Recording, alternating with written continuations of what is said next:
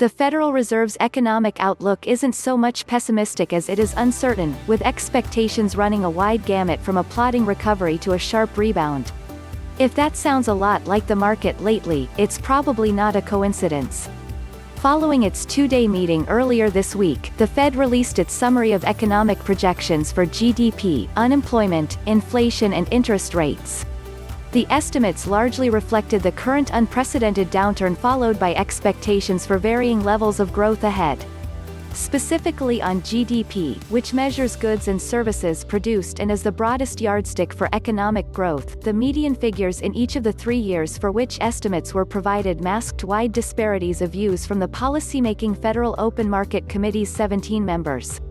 For 2020, the median expectation was for a GDP decline of 6.5%.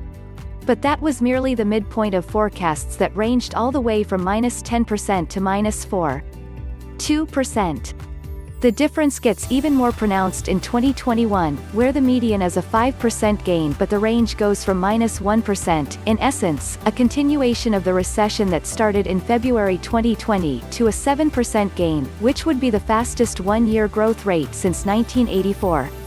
The outlook for unemployment and inflation all showed a substantial disparity of opinions. Such wide spreads over what the future holds now seem written in the financial markets and particularly stocks, which on Thursday suffered their worst one-day plunge since late March and now suddenly look wobbly after a stunning 2.5-month run higher. The surge came against a bevy of jaw-dropping economic numbers that showed how much damage the pandemic has caused.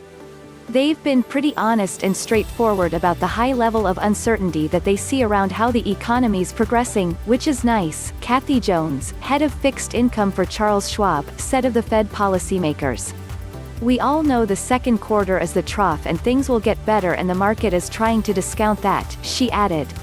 But I think the markets got pretty carried away.